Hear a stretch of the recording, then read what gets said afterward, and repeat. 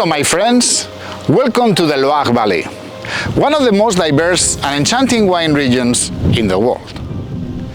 Stretching across more than 600 miles, this extraordinary landscape follows the path of this river, the Loire River, France's longest, winding from the heart of the country all the way into the Atlantic Ocean.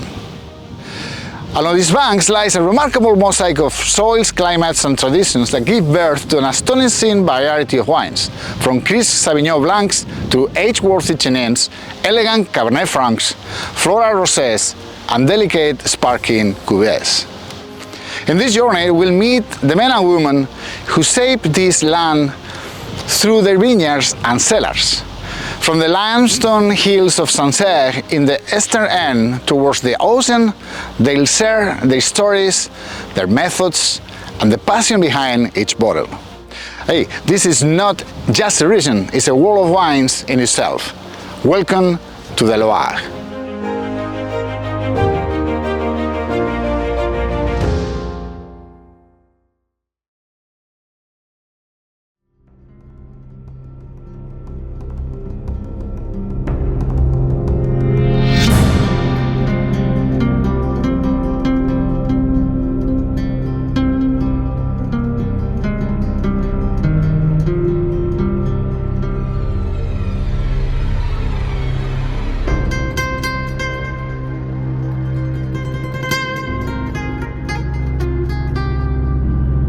Although I'm currently in Savenier, in the west side of the river, let's start our journey through the Loire Valley, following the river starting from the central vineyards, the easternmost reaches of the Loire Valley wine region.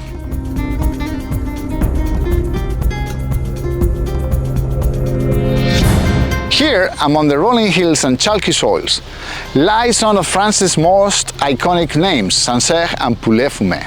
It is the land of Sauvignon Blanc, crisp and mineral, the very essence of purity in a glass. As we follow the river westward, we enter Touraine, a region of remarkable diversity. It stretches from Cheverny in the east, passing through Vouvray at its heart, renowned for its age-worthy Chenin Blanc, and continuing farther west to Bourgogne and Chinon, home to some of the world's most expressive Cabernet Francs. Next, we drift into Anjou-Semur, where the river is flanked by misty valleys and ancient chateaux. This is a stronghold of rosé wines, but it also produces some of the most elegant and complex historic wines from Chenin Blanc, especially in Savenier, and luscious sweet wines from along the Layon River, a region from where kings have been getting their sweet wines for centuries. And finally, we reach the source of the Atlantic, into the Pays Nantais. Here, in the cool maritime climate, the Melon de Bourgogne grape finds its voice in the wine called Muscadet, particularly from the celebrated Sèvres-Emene area, fresh, saline, and the perfect partner to oysters. From limestone hills to ocean breezes, the Loire Valley is not just one region. It is a living mosaic of terroir, grapes and traditions united by the winding flow of France's longest river.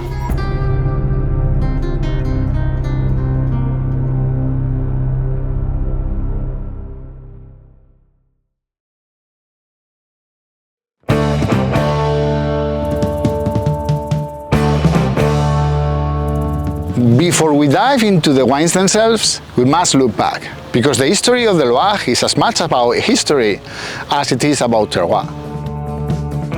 Wine flowed through the Loire Valley for centuries.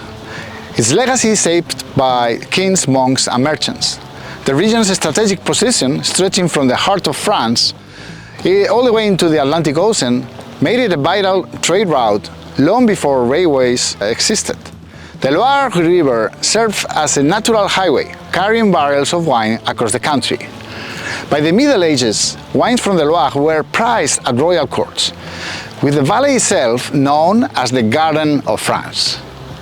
Its proximity to power and its varied climates and soils helped it flourish into one of the most diverse wine-producing regions in the world.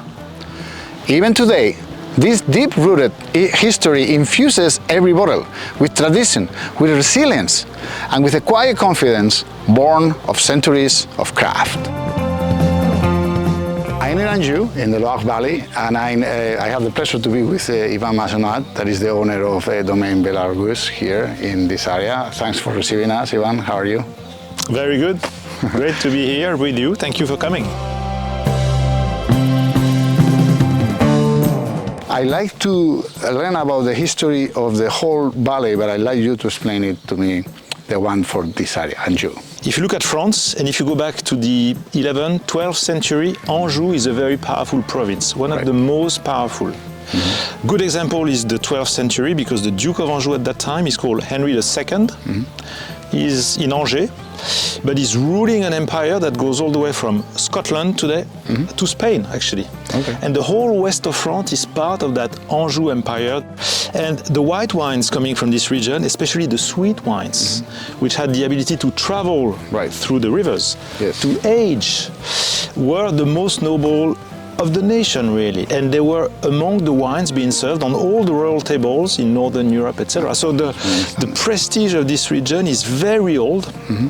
If you look at an appellation area, which we will talk about later, I guess, Quart de Chaume, the only Grand Cru in the whole Loire Valley. In 1028, you have a historical text explaining what is Quart de Chaume, keeping the best quarter of the harvest to pay the rent, which was the medieval way of farming.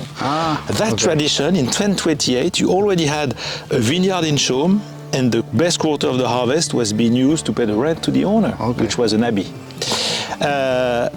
If you go 10 kilometers that way, you are in Savenière. There's a very famous vineyard in Savenière called Coulée de Serran.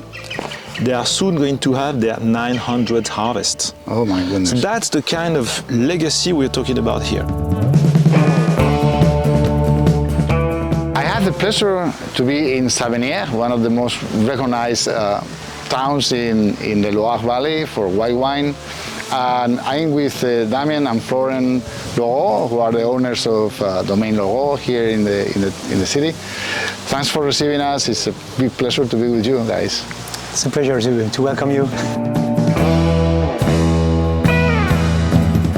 Just to talk about the history of this area, Savenière in particular. In the past, this was Côte or Côte de la Loire. Yes, that's it. And eventually in 1950 or something like that, it became its own appellation. Can you tell me a little bit about how that happened and why?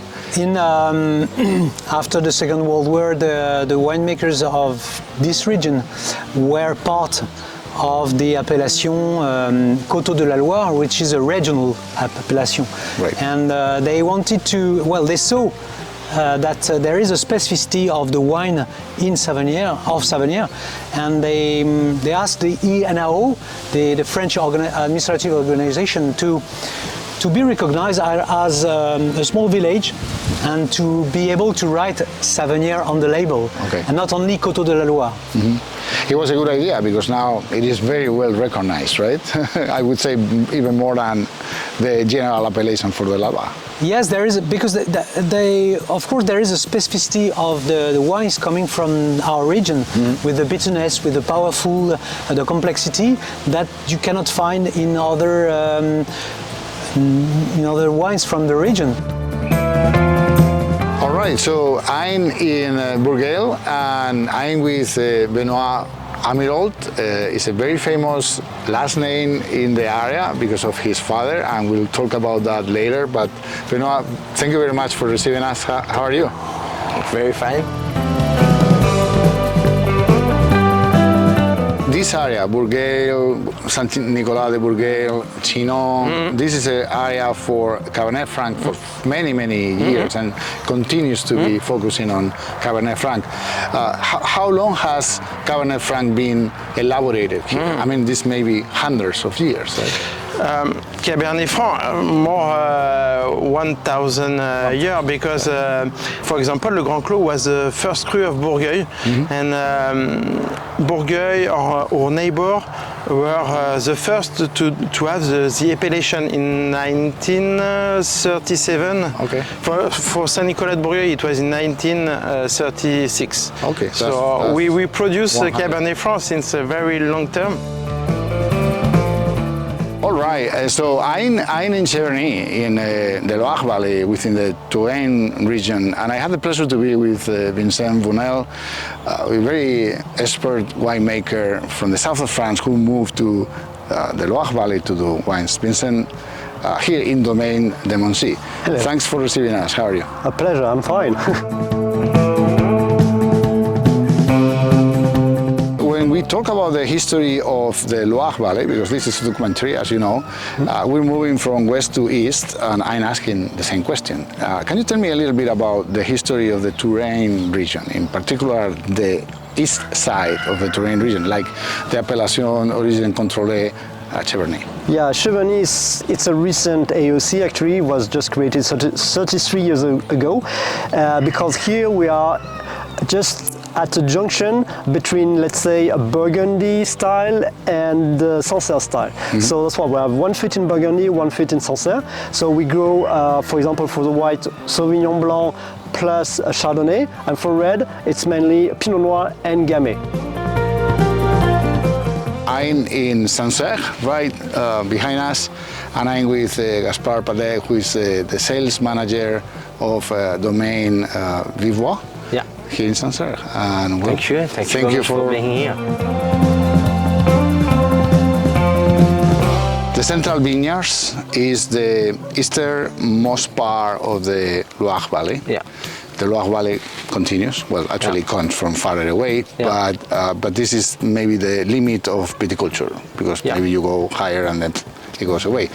It has a very nice history. Can you maybe explain it? Yeah, it's a fascinating story.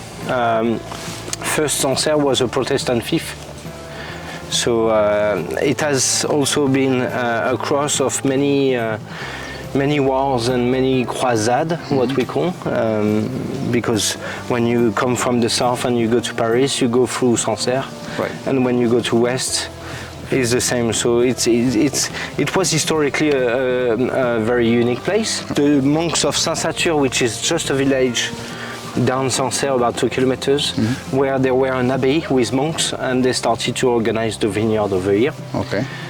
It's very historical here. There is some books that shows that vines were here since even before the Middle Age. And then the monks of Saint-Satur started to organize the vineyard, but at that time it was more to feed the population than producing something sophisticated, I would say. Yeah. Until the phylloxera crisis, we were mainly growing some grape variety made for red wine. Red wine was easy to keep, was also you've got some tannins, so it's easier to store and to keep it for a long time. Right. But also people were liking red wine, and But at that time there were still some Sauvignon Blanc grapes here, and the phylloxera crisis arrived 1880, and actually 95% of the vineyard have been completely destroyed. And from there, they started then to replant with American roots, of course. And so we found out that Sauvignon Blanc was one of the most adapted to our climate, to our terroir soils, and to the microclimate of Sancerre and Pouilly-Fumé. And now we produce about 85% Sauvignon Blanc in Sancerre and 15% is Pinot Noir for red and rosé. Also, Sancerre is one of the earliest appellation in France. I think Châteauneuf-du-Pape was a bit earlier, but here it's in Sancerre it's 1936.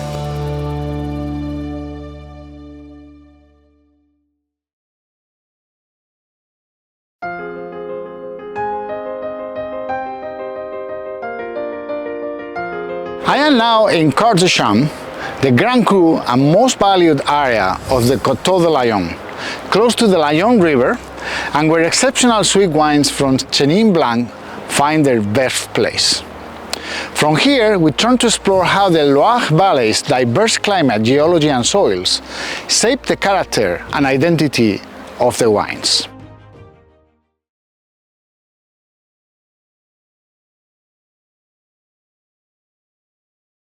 The Loire Valley stretches over 600 kilometers, and with that distance comes a striking range of climates, each playing a distinct role in shaping the region's wines. In the central vineyards, far inland, the climate is continental, with cold winters, warm summers, and a high risk of spring frosts and hail, making vine growing both challenging and precise. As we move west into Touraine, the climate softens slightly, becoming less extreme, though still continental. Rain is more evenly distributed, bringing both life and disease pressure to the vineyards. In Anjou-Saumur, the maritime influence becomes more noticeable. Milder winters and more humidity define this zone, ideal for botrytis development in sweet wine areas like Coteaux de Layon. Finally, closest to the ocean, the Pays Nantais is dominated by a cool maritime climate, with humid summers, frequent rainfall and the ever-present threat of spring frosts, conditions that challenge growers but help create the signature freshness of Muscadet. This climate mosaic is one of the Loire's greatest strengths and greatest challenges.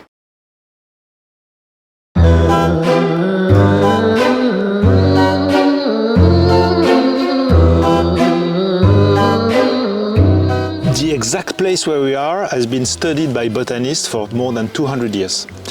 They've noticed way back, in the natural history of Angers, you have a map which is hand-drawn in 1753, showing that this hillside has Mediterranean species living on it. Interesting. Flowers, cicadas, etc. And they've studied it. So for 200 years and plus, they've studied this area, and about 40 years ago now, they started to isolate this part and start to think about the reserve. And today we sit in the middle. The vineyard is the only one in the middle of a 25-hectare natural reserve. Okay. Classified. And so you just basically having a little higher temperatures than everywhere Yes, else in the reason is very simple. We are facing south, steep rocks, dark rocks, reflection of the sun means a föhn effect. Average temperature is 2 degrees higher than the surrounding areas, which corresponds to 300 to 400 kilometers south. Understood.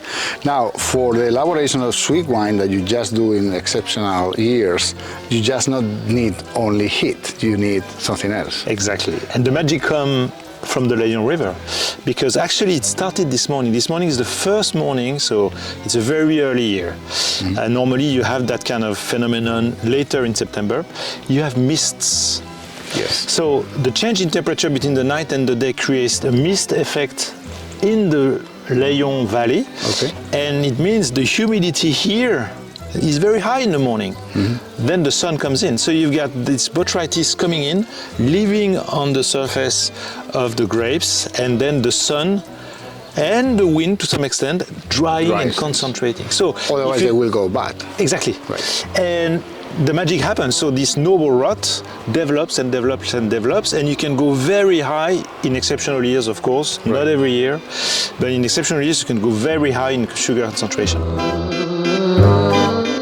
So Anjou region is located on the northwest part of France, alongside the Loire Valley. We are located at 1 hour and a half, 1 hour and a quarter from the ocean, the Atlantic Ocean. So you have an influence. We have the influence of the Atlantic Ocean, so we could say we have a mild climate. Right. But well, it depends. We can have till 38 degrees Celsius during July, but we have. It's very rare to get some frost during the winter.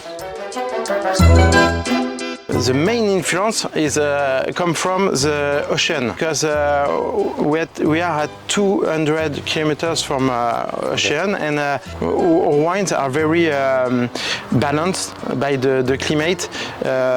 Of course, we don't produce exuberant wine because our climate is very soft.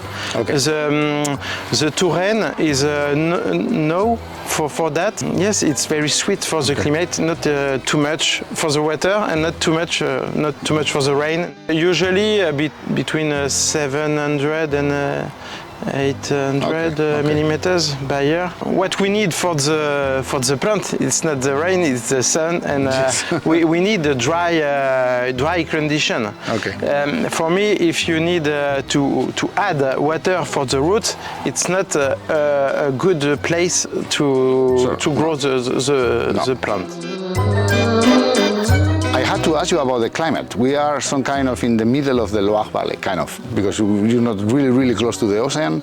You're not definitely not the continental climate that you will find in the central vineyards, but it's still a lot of humidity, right? That you have Exactly, we are at the end of the Atlantic climate. So here it's quite a rainy place.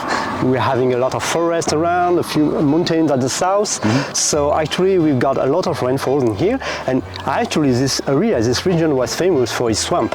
We had a lot of swamp in here before, it had to be drained, so in order to be cultivated. Okay, I see. Well, interesting.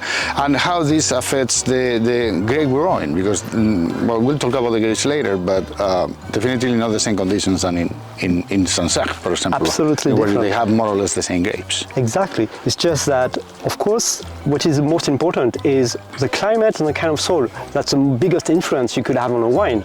So here, the climate is quite humid, so you have to adapt to it. But when I talk about humidity, it's also, so the weather is also mild. It's not as hot in other places, so the grapes could ripen at a low pace, which is better to accumulate more aromas in the grapes. Yeah. The only difficulty is just to pick them up before they start rotting.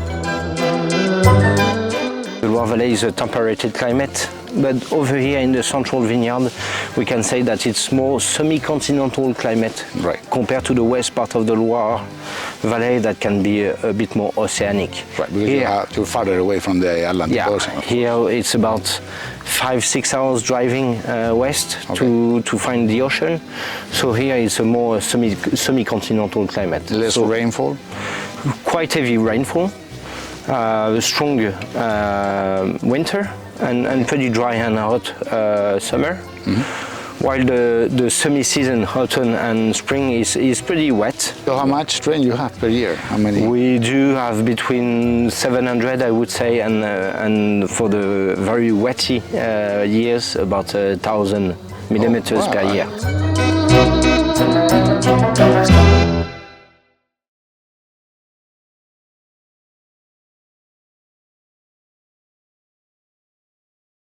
Beneath the vines of the Loire lies a complex and varied geological tapestry, one that gives each wine its unique voice. In the central vineyards, particularly around Sancerre and Pouilly-Fumé, the soils range from flinty silex to Kimmeridgian limestone and chalky cailots, each lending distinct mineral characters and structure to the region's famed Sauvignon Blancs. Further west in Touraine, we find a mix of chalk, flint, gravel and tuffeau limestone, a soft porous rock that stores heat and drains well, ideal for both Chenin Blanc and Cabernet Franc. In Anjou-Saumur, geology shifts again. Here, schist, volcanic rocks and limestone dominate, especially around Savigny and Saumur, offering intensity and tension to the wines, from bone-dry whites to elegant reds. Finally, in the Pays Nantais, near the Atlantic, the soils are mainly granitic, with good drainage, key to the production of light, crisp, muscadet wines.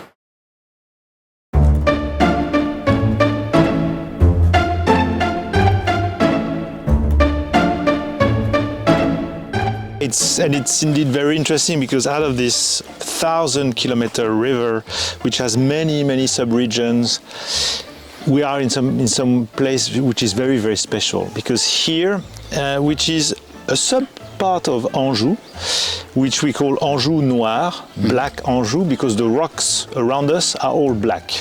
Right. Most of the rocks in the Loire Valley are white. This is the limestone that you have from Saumur all the way back to Sancerre in a way. Okay. But west of that, and here we are here, the rocks are black. They are very old. They are the oldest rocks in France. And the region here is between two main rivers, the Loire itself, and a sub-river called the Layon. And between the Loire and the Layon, you're talking about 15-20 kilometer distance. So a confetti in the Loire Valley. Okay. In that little confetti of land of Anjou Noir, you have all the oldest, smallest, most prestigious appellation of Chenin.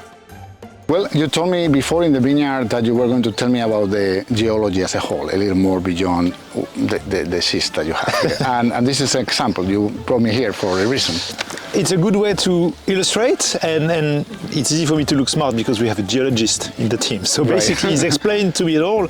And you know, when we say Anjou Noir is schist, it's an oversimplification. Think of it rather as the geological chaos, sort of keeping the memory of a very long movie started 500 million years. Okay. So here, Anjou, where we are today, 500 million years ago was in the southern hemisphere, more or less where New Zealand is. Oh, that's impressive. Okay. We were at the bottom of an ocean. Oh wow, okay. So deep that the clay at the bottom solidified.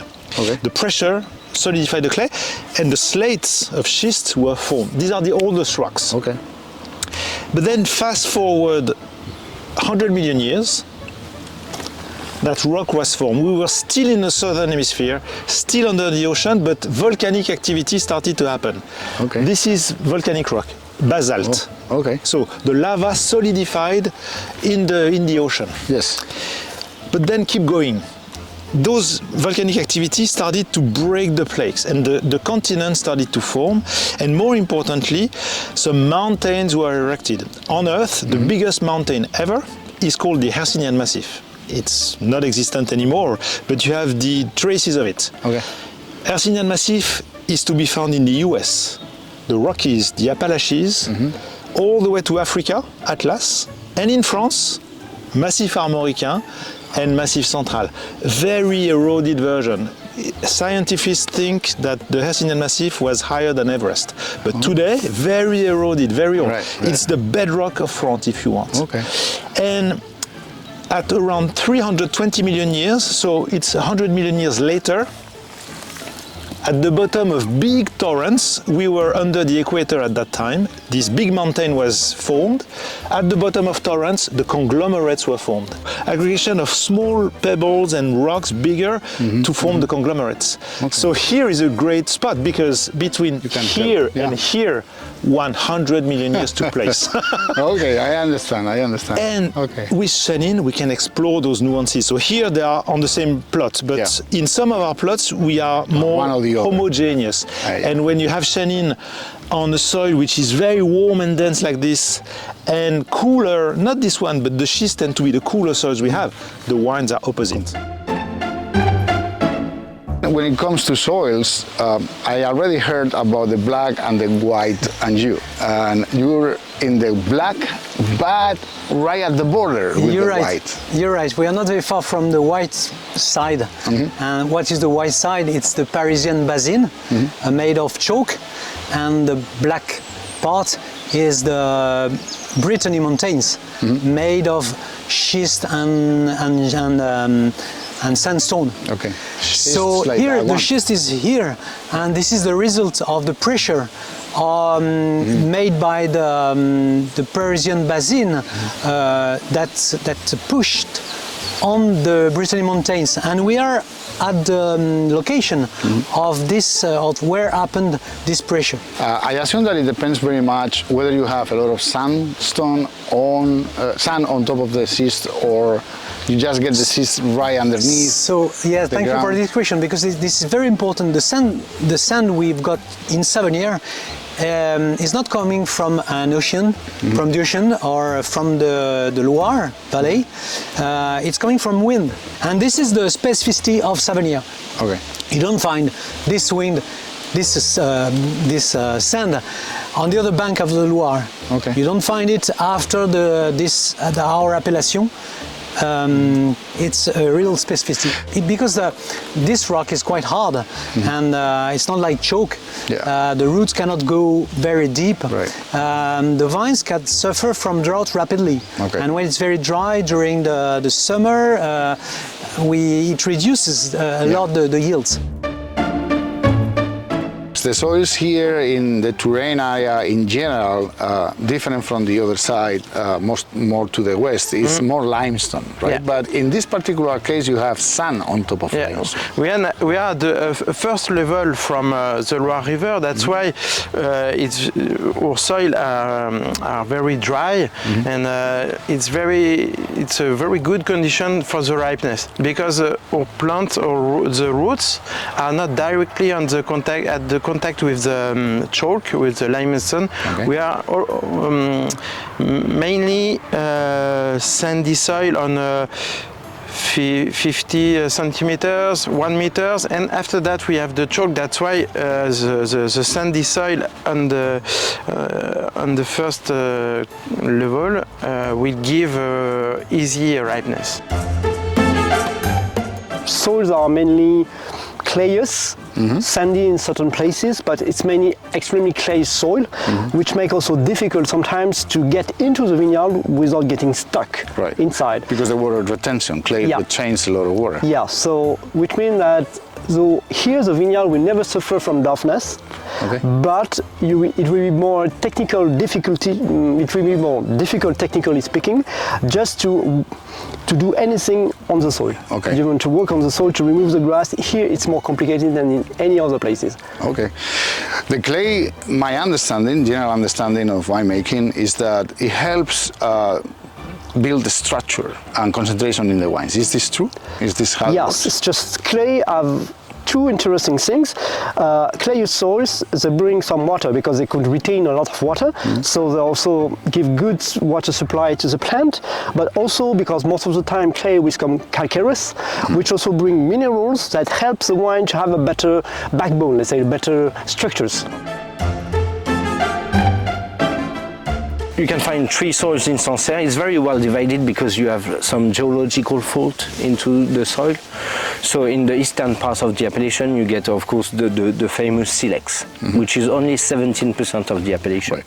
And very precious. You look. Yeah, very precious. It's making some unique wines, with a lot of minerality and pureness. Okay, and this is what you have here. Yeah, exactly. This is basically the silex soils. Yeah. As you can see, it's pretty white. You can find some black, gray, and pink one. When you crush it and you smell, it's just minerality, gunpowder aromatics. Absolutely. On the west part of the extreme west part of the appellation, you find more Méridien malts. We call it here terre blanche. You can find such terroir also in Chablis and a part of South Champagne.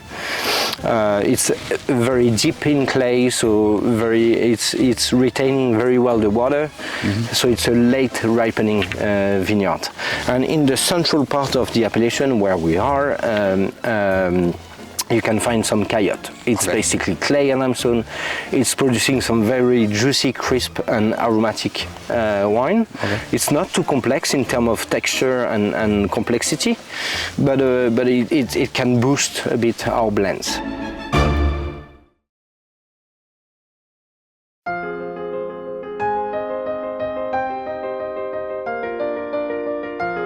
Standing in front of the Abbey of Bourgail, I am happy to introduce our next section, an exploration of the Loire Valley's viticultural practices and the diverse grape varieties that define each of its distinct regions.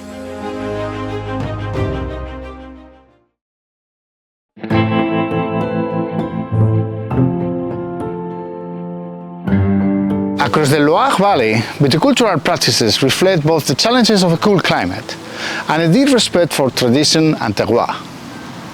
Growers must contend with spring frosts, especially in continental zones like Sancerre or Touraine, where wind machines, heaters and straw burning are common protective tools. Canopy management is crucial throughout the region to prevent fungal diseases like downy and powdery mildew, particularly in humid areas like Anjou and the Pays-Nantais. Leaf removal and open canopies are now widely used to maximize sunlight exposure and improve ripeness, while reducing disease pressure.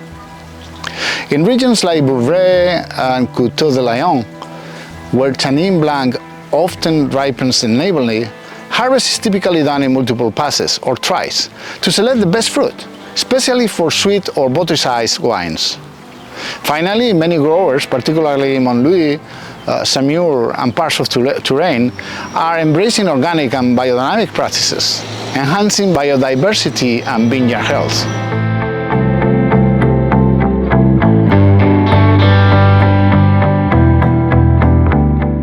Working these vines, particularly this one in such a steep slope, is difficult, but not only because it is in a slope, but also because if you want a sweet wine, you have to harvest the vines maybe one by one, even bunch by bunch.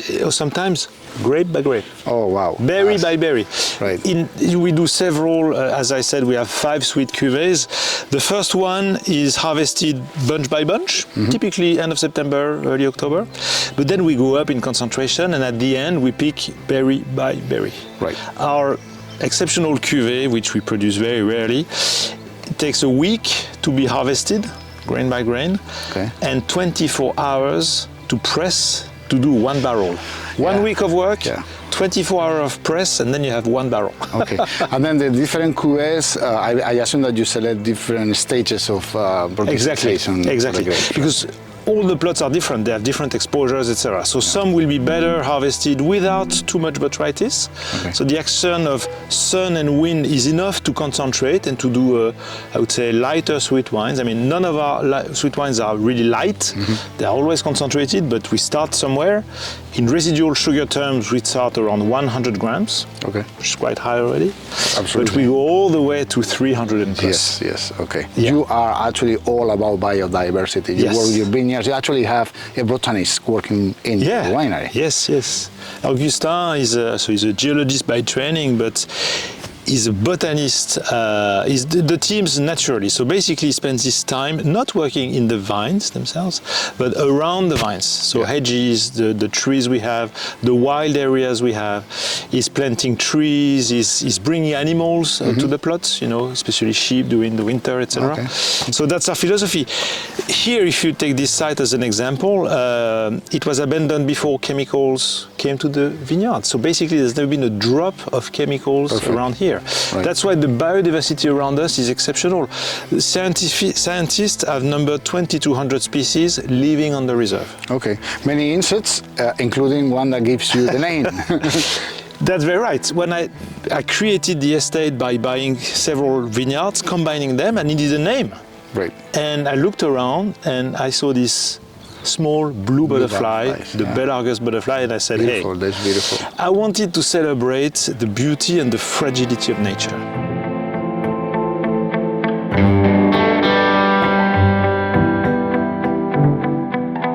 Cover crops in our region, because soils are very poor, cover crops can enter in competition with our vines.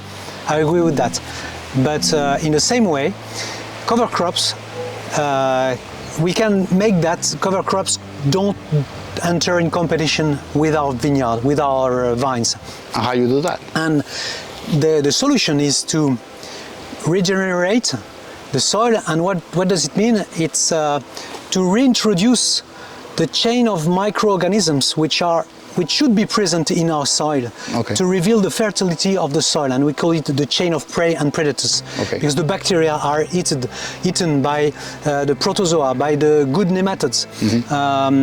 The nematodes are eaten by the microarthropods, and the fungi also are eaten by the microarthropods, and those things help to release in the soil the nutrients which will be free for the plant. So you told me about a particular example with the bacteria and the next predators when it comes to carbon and nitrogen, right? That's it. Can you explain that? Okay, so if you think that a bacteria, for example, his body is composed of carbon and nitrogen, and this is making a ratio of 5 to 1, 5 carbon for 1 nitrogen. And the predator of the bacteria is a protozoa.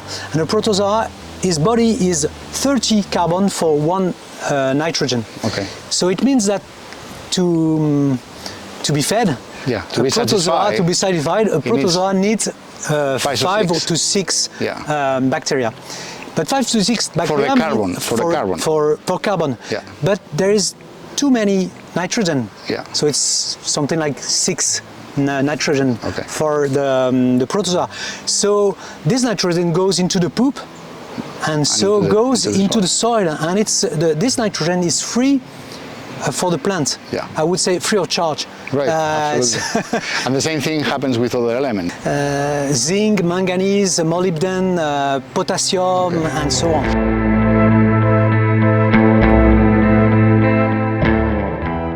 The viticulture, this is what you actually focus on doing your own. You have been working, your father before you, year after year, trying to treat the canopy and the plant in a way that gives you ripe Cabernet Franc, that gives you drinkable wines, not really austere as in the past.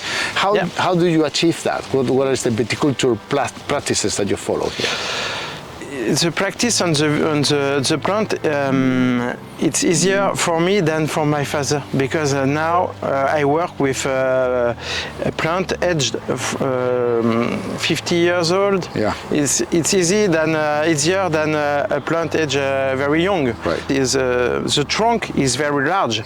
We have reserve of water. It will give resistance when the climate is very hard. For the way of working, yes, naturally we are in organic methods because it's standard for us. Yeah.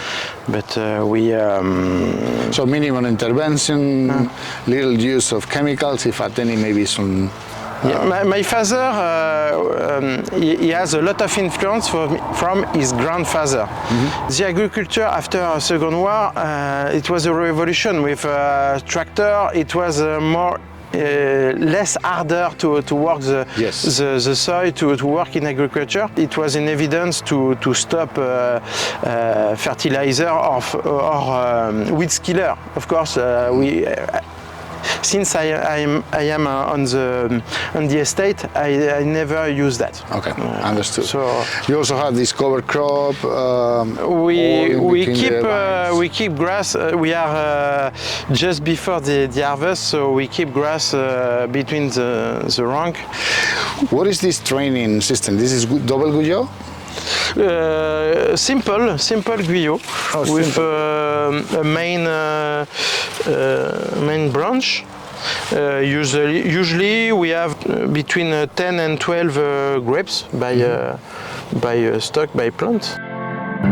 It all started 100 years ago with Rudolf Steiner, an Austrian man who had a fantastic genius intuition, because he saw the first non-organic fertilizer, machines, specialization of the culture, and he thought that's not how nature works, and if you start growing plant trees like this, it's going to end badly.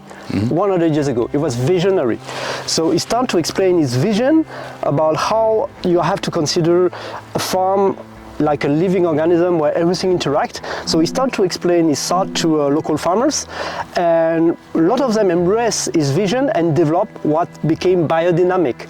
So actually biodynamic inspired organic movement way before, and also bring some solution for viticulturists to make, let's say, their vineyard better, in order that he understood way before anyone that what is important is a living soil and put as much life as you could into a vineyard. That bring more to the plant. But so what is the difference between organic viticulture and biodynamic? It's very simple to understand. Is a vine plant is like a human living. It could live for 100 years if you take good care of a vine plant.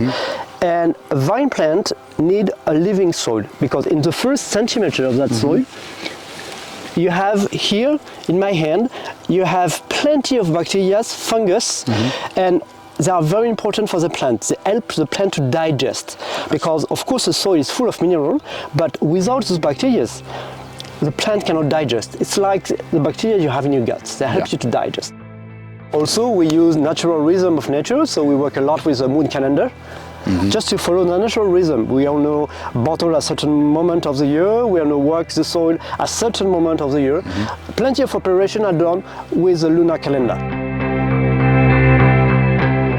All right, well, so we are in one of your Grand Cru vineyards, and I'd like you to tell me about how do you manage Sauvignon Blanc, the plant? First, in Sancerre, as you can see, the vines are pretty low. Not too low because we want to avoid the frost, but at the same time we don't want to have too much leaves contact, so to produce just sugar into the grapes. So we are keeping quite low the cutting of the leaves. Usually it's about a meter and a half. You have a very particular pruning system that you follow here. Yeah, well, it's a classical one here. It's a taille-guyot. So we leave a cane for the next year, and there is a cane where the grapes are growing. Okay. What we do is that there is some wires here. It's beginning with no wires, and up to the year we put upper and upper the wires, so it leaves up the vines and the wind can go through the vines to dry up the grapes and to have healthy grapes. Which is very important, because you were telling me before you have a lot of rain here. And yeah, definitely. We need to do it, otherwise we are too much exposed to fungus disease into the vineyards.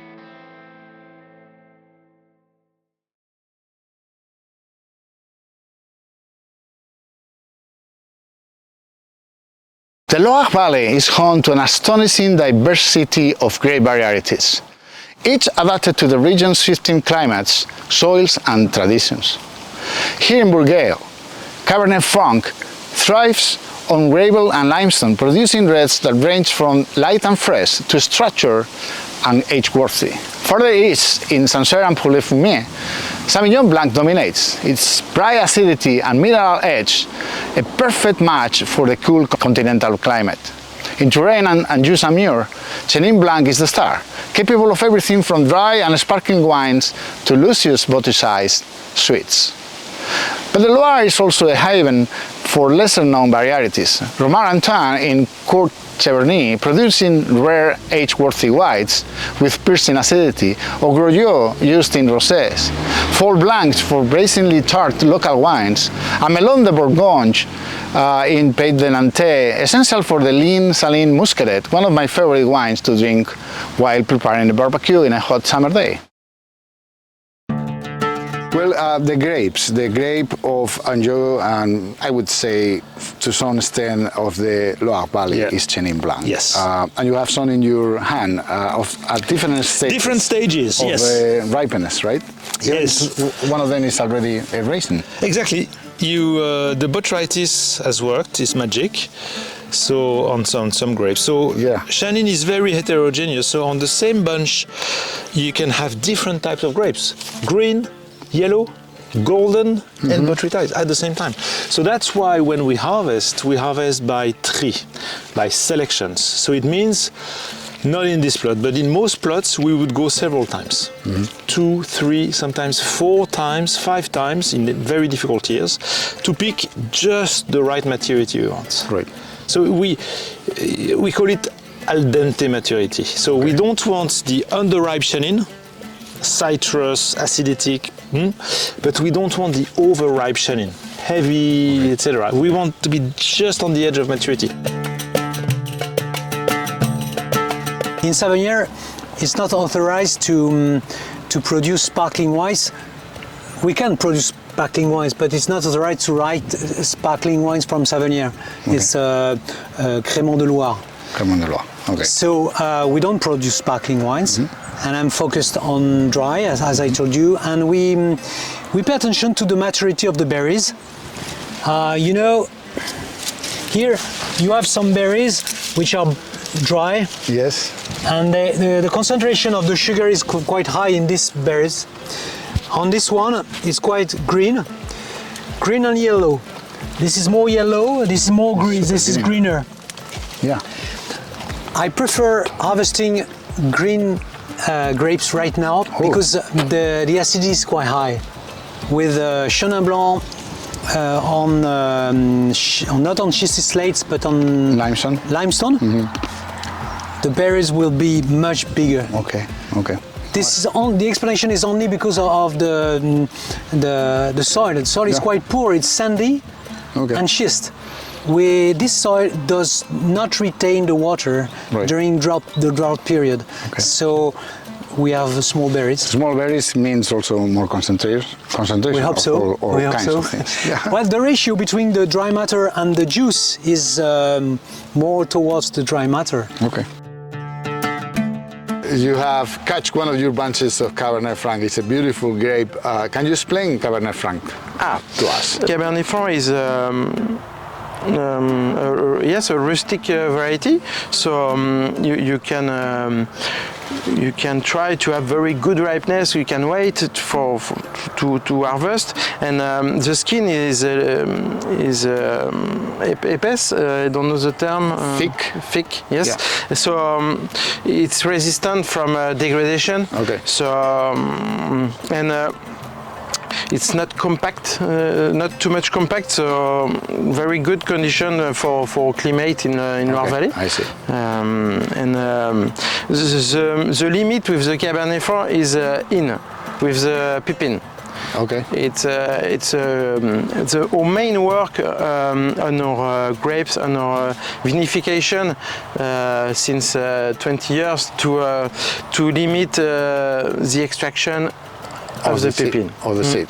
And when you harvest by hand, when you are very soft with the berries, it's easy to have a round wine. Supple tannin. Yeah. Okay, so it's very critical to harvest at the critical ripeness of the. There is a window. Each year we have the best window to do the harvest. Is very difficult when you work with people, so to find the good window, it's not easy, but it's very short. Usually we will harvest the domain in 7-10 days.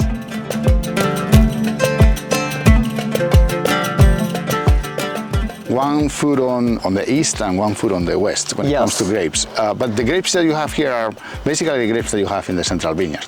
Chardonnay, Sauvignon Blanc, Pinot Noir and Gamay. Yes. But then you have a special grape that I like you to talk about. It's a very old antique grape variety named Romorantin. Here we are. Here. That grape variety is fantastic, and also the main reason why I'm here. Because actually I came from southern France and I fell in love with that grape variety 18 years ago. And I remember that time, I say, if one day I have the opportunity of make wine with that grape variety, I will. So here I am. So it's very rare because in total you only find around 70 hectares, which could be roughly translated as 150 acres. And this is all here in the Loire Valley? Yeah. Okay. Well. Yeah, it's that because that grape variety is bonded, linked to that place because it's very ancient. First, it was introduced by François Ier, so in the 16th century, and it grows since the 16th century. And that grape variety have the same parent as Chardonnay or Pinot Noir, but it's very different. You know, you could have 3 different kids, and here it's one of the most apart of them. It's now rediscovered more and more by winemakers because it's a very late ripening white grape variety. So normally, most of the time, we pick up those grapes in end of September, early October. It's extremely well adapted to humid weather. It's extremely resistant to rot. And the funny part, actually, it loves to have a soil which is a bit damped. Which is what you have here. Yeah, absolutely. That's why it's very adapted to the local climate because it's the main weakness of that grape is draughtiness. It's very, very sensitive to draughtiness. Excellent. Well, and then the grape, Sauvignon Blanc, you have a bunch in you. Beautiful one. We are almost ready to harvest here. It's a pretty nice quality. It's actually pretty small grapes, but when you crush it into your mouth, you get all the aromatics, which is very unique. And also the main clue in Sancerre is to harvest at the best time. And you need to harvest at the best ripeness. So the particularity with Domaine Villebois is that our winemakers are all over the vineyard to taste the grapes. Here, the Sauvignon Blanc has a long growing season. In other parts of the world, you can have some Sauvignon Blanc which is very exotic, very expressive, but the mouth is a bit lighter, a bit. Here, you've got the concentration of aromatic, but also with a structure, a texture.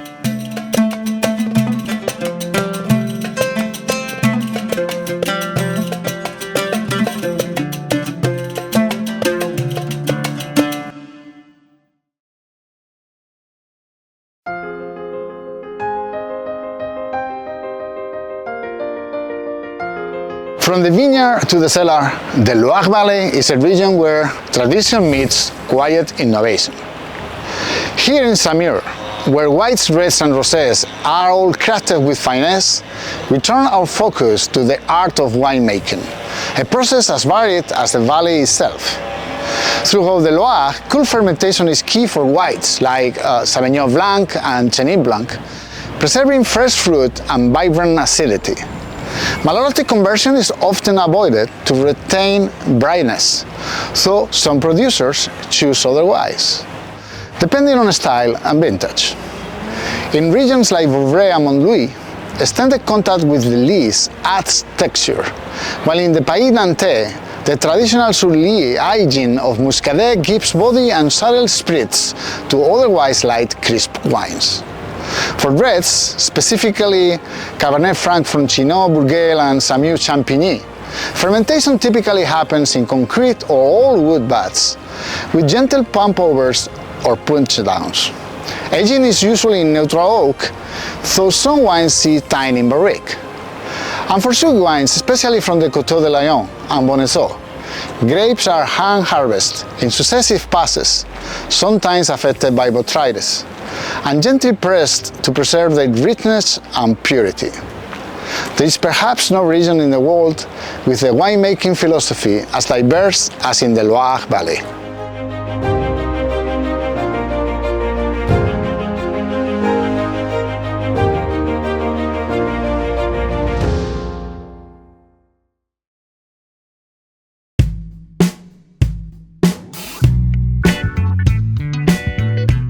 So we are in a little room with barrels. I think this is full of sweet wine, and I'd like you to explain how sweet wine is made. Well, it's as natural as the dry wines, but the juice, I mean the must you are starting from, is much more concentrated in sugar. So with natural yeast, what you should expect is a slower process. Fermentation of sweet wine can take up to 2 years. In those barrels. So of course it's not a fast fermentation, it's you can hear it like bloop, bloop. A year later, you can still bloop, bloop, bloop in the spring. And it's a very slow fermentation. When you have the most concentrated sweet wines, you can't go much higher than 8 or 9 percentage points of alcohol, right? And everything else is residual sugar. So we do it the same way as the dry wines in that we don't touch the wines, we don't no steering, no racking. We let the wine on their lees just for longer, and of course we monitor everything, but without intervening if we can. Yeah. How long do they stay in the barrel? It depends on the line. So a total of 2 years, typically. 2 years total. Yeah. Then we bottle it, and again, wait a little bit before releasing them to the market. So the selection you do for different labels, different cuvées, it starts in the vineyard. Is this different plot? Yes, yes, exactly. So we have 2 dimensions for the sweet wines. One is the concentration of sugar. So we start, let's say, late September, and we do wines that are Coteaux du Layon, let's say around 100 grams of residual sugar. Okay. Then we wait, and we can go to closer to 200 grams in certain areas, and in exceptional years, in one area only, which is Quart de Chaume, which is the most exceptional for sweet wines, we go all the way to 300 grams. So that's one dimension, is to go by level of sugar, a bit like the German Mosel Valley. That's this approach. But the second dimension is the terroir, because some people think that sugar sort of removes the notion of terroir. Nothing can be more wrong. Actually, the action of botrytis concentrates the information of the terroir. So, what we do in Quart de Chaume, because we have a big part of Quart de Chaume, we do 2 single vineyards that touch each other. L'Écart, l'Hérouer. They touch each other. The difference is the subsoil. On l'Écart, it's schist. Schists are cold soils because they degrade into clay and just colder soil. L'Hérouer are on conglomerates or pudding stones, which we saw in Letray, very dense rocks, very warm soils. So the grapes that come out of these terroirs are very different. On the dry side, you have a little bit more verticality in the Quart and a little bit more width on l'Hérouer. But if you look at the sweet version of it, single vineyard, it's even more contrasted. So basically on l'Écart you have something which is white fruit, quite acidic, quince, this kind of flavors. Right.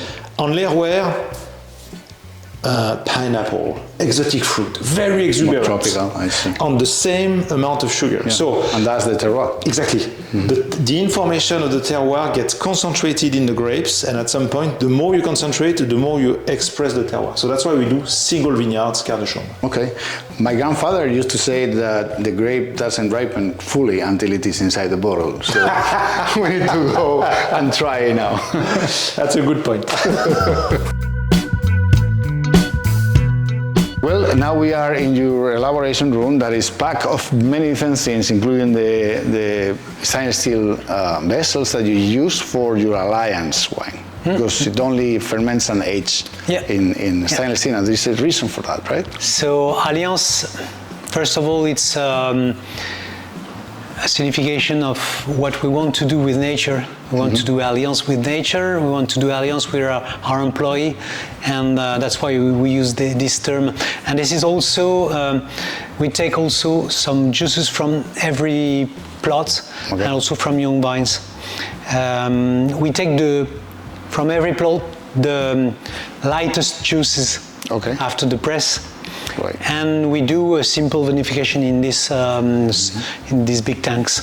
Okay, and that is to preserve fruit aromas, crisp acidity. There's not a huge concentration on those juices. So we are focused on the crispy style of this wine and the fruity style also. It's a very good wine for appetizers. Yeah, great. I'm sure about that. We'll taste it later. Then you have the other cuvées, for example, Ginette and the Belle Ouvrage, that you ferment and age in barrels and in sandstone jars. That we're gonna maybe look into. Please, that let's go. In the other room. Let's go.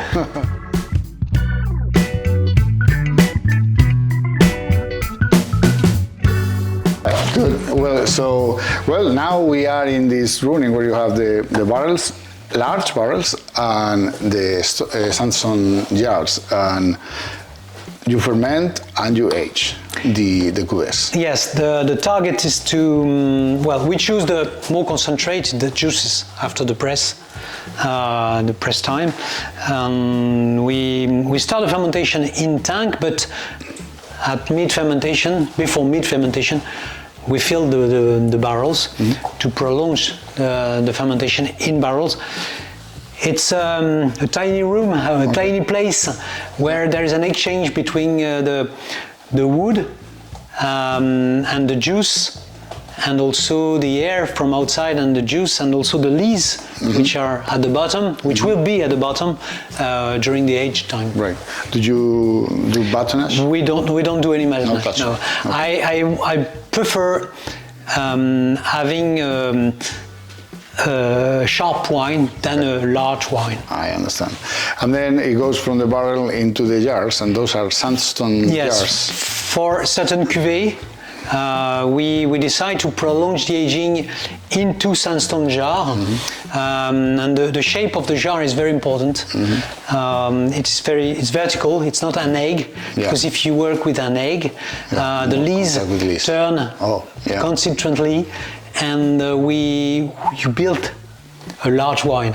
Yeah. I prefer keep working on sharp wines, and we have a long aging during 2 years.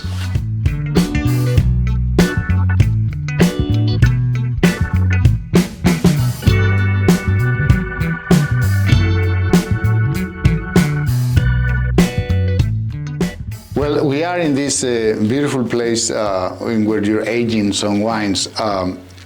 But first, before talking about the aging, I like that you explain me how do you elaborate your Cabernet Franc. You hand-pick the grapes, and then you select the best bunches. That's kind of standard now, all by hand. Yeah. And then it goes to big vessels, right? Yeah. Where you do the fermentation. Yeah. Before all the berries are distem. We don't keep the green part. Okay. And yes, we will do the fermentation in big vat, mainly in oaky vat, to have a good dynamic of fermentation, good control, more infusion than extraction. So we extract less than 20 years ago, and after that, yes, we will.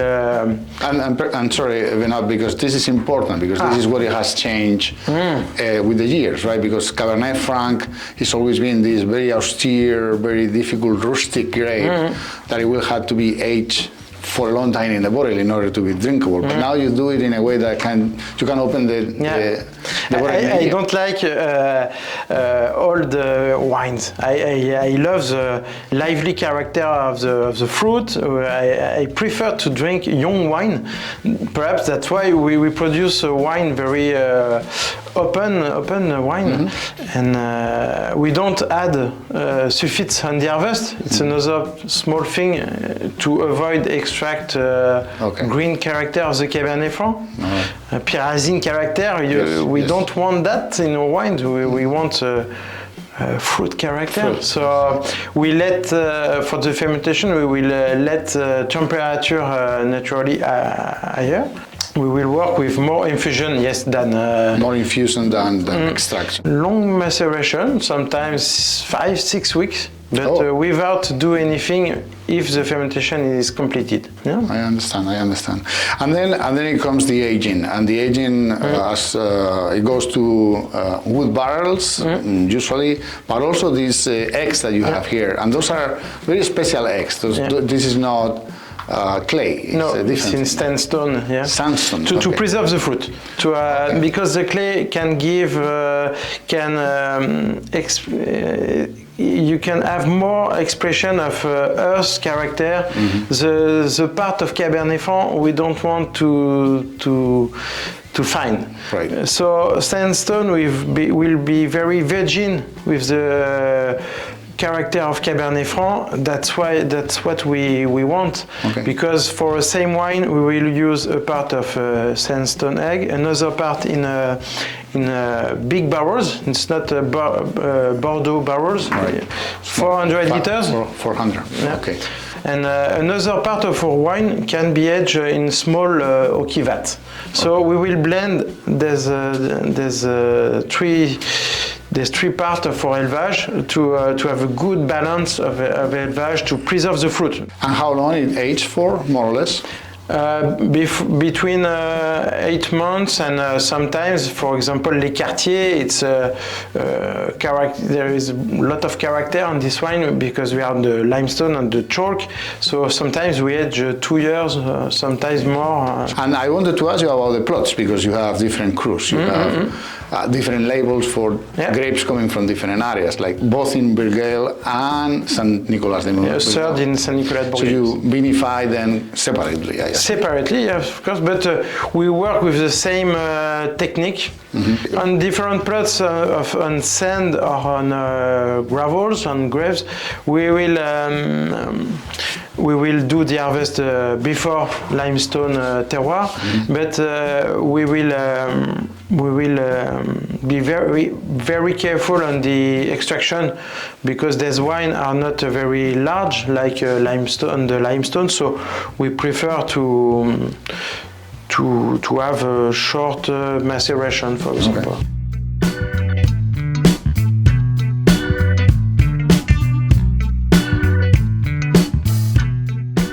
We are now in your elaboration room. We had to wait for the press to go finish off because otherwise we don't hear anything.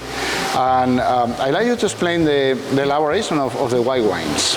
Well, here it's very simple. We let the nature do the job, which means that we just get the grapes into the press. You've seen on the background. We fill the press and we press the grapes to get the juice. So it's whole bunches. Whole bunches. Yeah. I think that we should give a certain respect to the grapes. So it's better to have them whole into the press. Okay. And we just pile out very slowly the extraction. So we have a pneumatic press which could just adding some tiny drop of pressure. It's just pressuring little more and more and more and more. Up to one moment I decide to stop just to get the best juice possible. And that's more or less all we do. Okay. Then we put the juice into a tank and we let the nature do the job. Here we don't add any yeast. We use the natural yeast you can find on the grapes. So all natural yeast do the job. We do almost nothing during fermentation. We just wait. Then you have Romalantin, and that's a little different. And I know that you put all your passion into this particular grape. Can you explain how you elaborate that in the winery? Oh, how we elaborate Romalantin? Well, it's the same, more or less the same as the other white we do, but for this one we could do some barrel aging. Okay. In a very specific way because Romorantin is a grape that develops aromas with a long time. So normally it's a wine you have to wait in a bottle for at least 1, 2, 3, 4, 10 years often to get all the aromas of the wine. But as people nowadays are not patient as we used to, we develop certain technique like doing some aging in our barrels in a slightly oxidative way. Maybe you want to explain me that process in the barrels room? Yep. All right, let's go there. Well, here we are. This is the large barrels, 500. That's the barrel we are using for aging the Romorantin. So as I said, Romorantin grapes love oxygen. It's a bit strange because every wine is having a love-hate relationship with oxygen. A little oxygen could help some aromas to come out, but too much oxygen could destroy a wine. And Romorantin love oxygen so much we decide that we are doing an aging in barrels, but we don't refill often the barrels because you always have wine evaporating within the barrel. So we left a gap between the top of the barrel and the wine just to get more exchange with oxygen to speed up a bit the aging process. Okay. Do you also do batonnage? No, I don't. No motion. Because batonnage will protect from oxidation. And this is not what we want. Yes, definitely. Maybe. I don't know if you could find it, but here we got a gap like this into this barrel. Okay. And how long it stays in the barrel? 2 years. 2 years. That's a long time. Yeah. Okay. Yeah, that's the best solution we've got to get the wine ready a bit earlier than expected. Because as I said, it's a wine you have to be patient before you drink it. And as I said, people nowadays lost a lot of that patience. Yes. Gaspar, from the noise, I can tell that people is working at the entrance receiving some of your black grapes of Pinot Noir, because you do black, red, white, and rosé wines. Exactly. We want to focus the discussion on your Sauvignon Blancs because that's your specialization. How do you treat the grapes when they come? So Sauvignon Blanc is a unique variety where you should really be fast because it's very sensitive to oxygen. Right. So what we do, we get the grapes, sometimes it's hand-picked, sometimes machine-picked, and we crush it into a pressoir, and then we get the very clear juice. When we get this very clear juice with big leaves, part of seeds, skins, we just leave it for a few days in cold to get the sedimentation. We call it débourbage. Once we have done this débourbage after a few days, if your harvest is pretty clean and healthy grapes, you can leave it for up to 1 week because it brings some complexity, creaminess to our Sauvignon Blanc. When the sedimentation is done, we get the very clear juice with the fine leaves. Yes. Then we have two choices. We can put actually three choices. We can put them into a concrete tank that we have.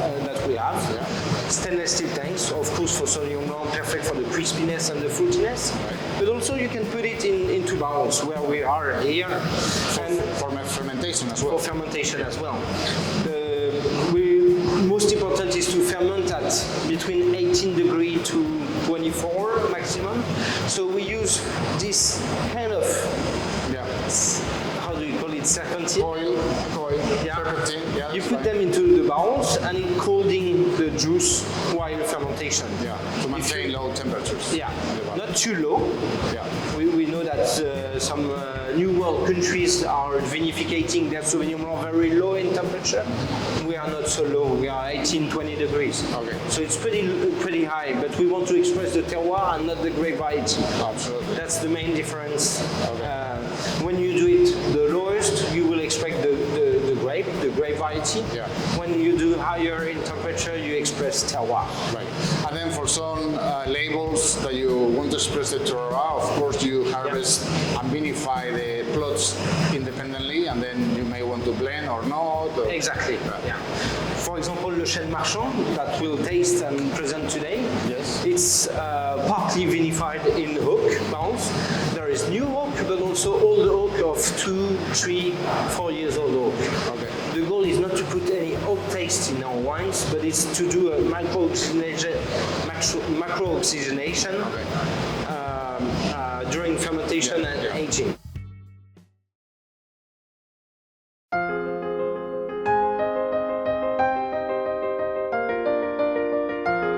Now we arrive at the moment where the Loire truly comes to life, in the glass. Here in Sancerre, the town right behind me, the world capital of Sauvignon Blanc, we begin our tasting journey alongside the people who know these wines best, the producers themselves. From these iconic slopes to the far reaches of the valley, each bottle tells a story of place, of vintage, and of the hands that shaped it. Let's taste the Loire, one region, one grape, and one voice at a time.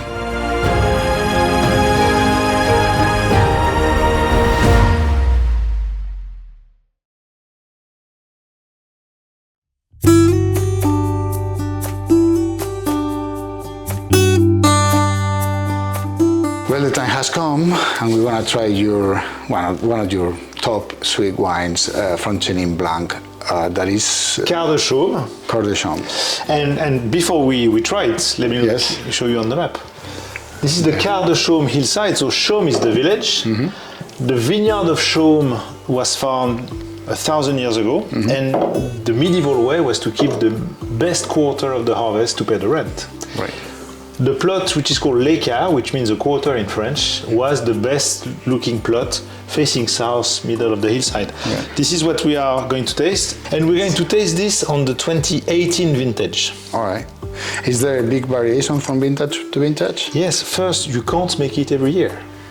So of course, every other year, I would say, every 2 or 3 years that you can do it. All right. Well, it has a very nice dark golden color, right? Yes. Like caramel. Yes, the residual sugar is more than 200 grams. Okay. It was aged for 2 years in the barrels that we saw. And it's, you know, it's very concentrated, but it's also very savory. You could have this wine, you know, with an old cheese. You can have it with so many different foods. Some people have it with roasted chicken. Okay. Well, yeah. I mean, this tastes for all palates, right? Well, Ivan, thank you very much for all your explanations and spending the day with us. It's been fantastic to coincide with your harvest and meet your team and the crew harvesting the grapes. Good Cheers luck to you, future. Enrique. Cheers. Thank you.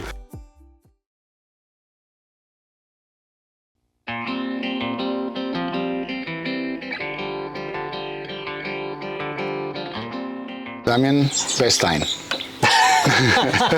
Best time to you, yeah. For me, yes, absolutely. I assume your goal is to drink a good wine after you. It happens that I drink wine. What are we trying here? So, this cuvée is Légionnet from Savenière, our domaine. I want to tell you this is a wine from a specific terroir of Savenière. The sand are covering the schisty slates. Okay. That's all. All right. And the vines are 30 years old. And we, as I told you, we do a vinification and aging in barrels and after that in tank. That's all. Perfect. The particularity is that we don't filter the wines.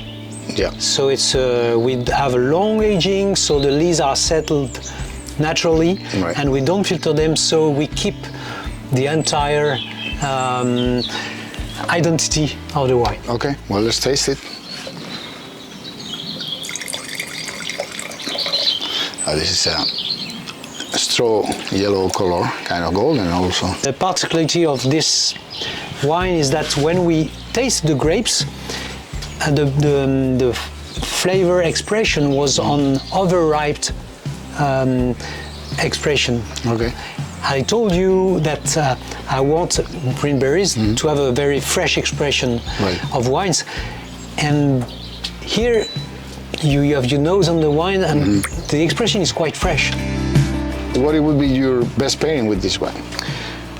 We are in the Loire region, and there are some wild pikes in our river. Okay. And I like having a simple pike at a oven. Okay. And we could have also some vegetables which accompany this. Some leek. All right. Well, I think it nice. would be a fantastic pairing. I wish I can try it. Well, Damien, thank you very much for all your explanations. Have been very illuminating to me on the scientific part, and I really, really enjoyed your. It's a pleasure. A pleasure to share you with it. Cheers.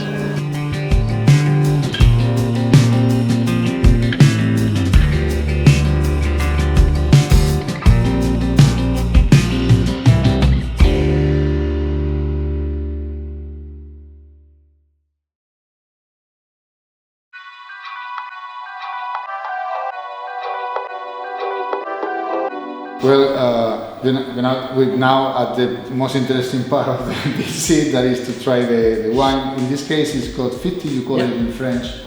Code 50. It's a blend.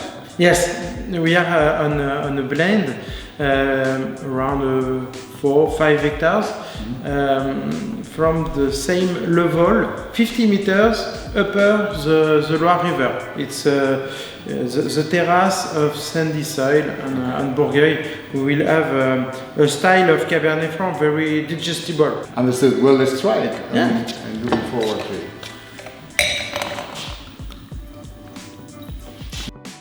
Yeah. 2023. It's very homogeneous, very generous, very lively. Yeah, absolutely. We have to find the character of Cabernet Franc, but we have the fruit. It's more. This is the more important thing, and the élevage is shorter than other cuvées, so you will you will find this character of Cabernet Franc. It will be not masked with élevage. It's clear. Yeah. Well, I'm really glad that you have learned how to elaborate Cabernet Franc, because one of my favorite grapes, into such a drinkable way, because it was really difficult in the old times, right? But, yeah. Well, Bernard, thank you very much for receiving us. This has been my pleasure to visit you and learn about your philosophy. Thank you very much to discover the domain. My pleasure.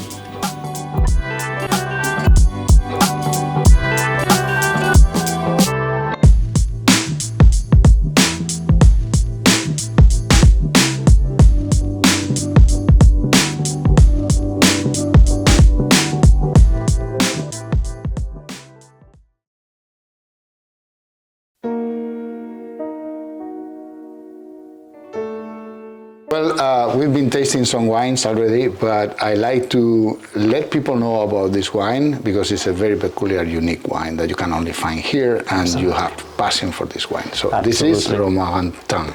Yeah, good. No bad. I know it's not very easy to pronounce. So tell me, what is this about? So Romorantin is a very rare grape variety that you can only find in this area. It's just a 22 vintage of a top wine named Licorne, which would translate as unicorn, because it's a rare wine from a rare grape variety, so it's a unicorn. It's people are talking about, but very few people have seen one. Okay. And maybe after one bottle or two, you could see a unicorn. maybe. Well, I've been, since starting documenting for this documentary, I've been thinking about trying this. Why? Because I never tried, so exactly. It's a really good opportunity for me. Let's see. Romorantin grapes are very, very special, and even the wine made with that grape variety are even more special.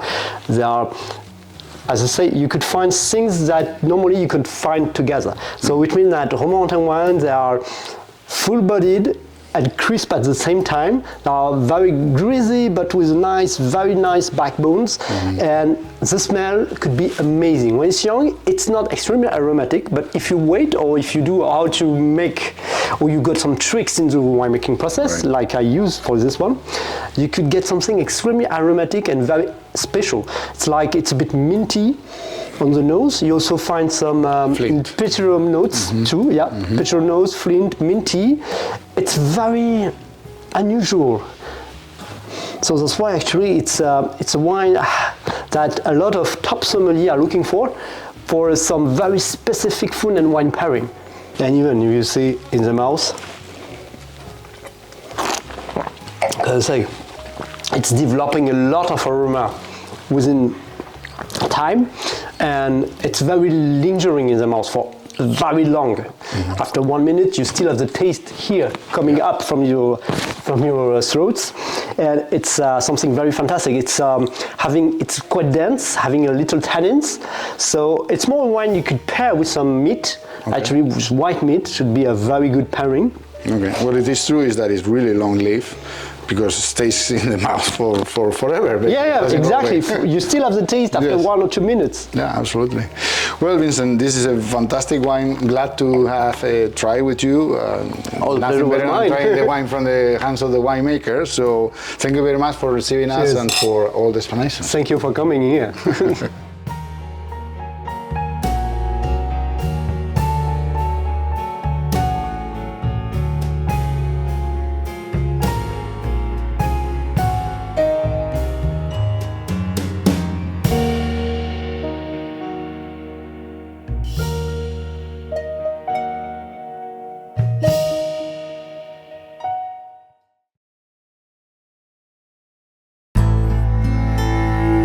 Well, I believe that I'm one of the luckiest guys in the universe, because I'm here after all this journey through your vineyards, history, and everything that I learned today, so many things. And we're gonna finish this with visiting and tasting your top of the line wine, one of them. Yeah. Well, I can't wait. And actually, I have a little gift for you, because I had Jost signing the bottle for you. Oh, that's So fantastic. you will bring it back to Absolutely. the US and showing to all your friends and Some friends are going to be very, very jealous. Thank you very much. So this is a very unique wine. We make it single vineyard. It's a very limited quantity produced wine. We do about between 2 and 3 different barrels. That's just no bottles, basically. Yes. There is a very nice combination of oak aging and stainless steel tanks aging. It's a wonderful southwest orientation of the slope. It's pretty high in altitude and you've got a lot of wind. It's a plot of Sauvignon Blanc and produce year in year out perfect healthy grapes. That is showing what's at its best of this plot in the village of Buet. And then you have this horse in the label, and that is served by all your Grand Cru, your It's single vineyard wines. It's just the signing of our Grand Cru. Yeah. We like adventure, and horse has always been part of an adventure. Yeah, exploration. Exploration, and also is courageous, like to move forward and like to always to seek for new things and pushing also the winemakers to make something unique out of our vineyard. All right, excellent. Yeah. But I had the opportunity to taste it before. Definitely, this is a very, very complex wine. On the nose, you can definitely tell that it has a lot of different characteristics with very pronounced fruit aromas, but also, I would even say maybe a little bit of oak. You can even feel here, right? Yeah, it's a bit nutty, nutty almond, tart tatin. Maybe a little of micro oxidation. You can tell. Yeah. We have great hope of aging of this wine. We believe that 10-12 years easily into the cellar. Yeah, the acidity and the structure will maintain this wine for a long time, while all this fruit will develop into convert into tertiary. It's very sophisticated. Yeah. Fantastic. Well, Gaspar, it's been a pleasure for us, the team, Winedos team, to visit your project that extends from Touraine all the way to the east end of the Loire Valley. Indeed, we close our journey through the Loire Valley. It's been a real pleasure to meet such an amazing team of winemakers all across the valley. And thanks very much for visiting us. Thank you very much. Thank you.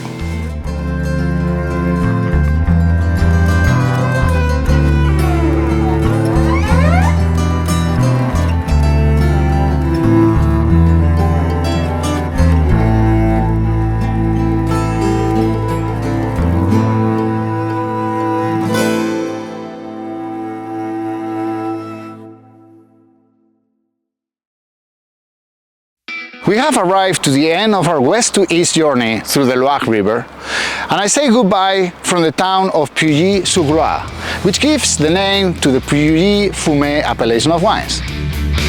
Fumé means smoke in French, and they say that it is because the smoking character of the Sauvignon Blanc from this side of the river. And while our journey ends here, the story of the Loire continues, flowing forward, vintage after vintage, with its magnificent river. Don't forget that you can get some of these wines at winedos.com if you are in the United States of America. Cheers!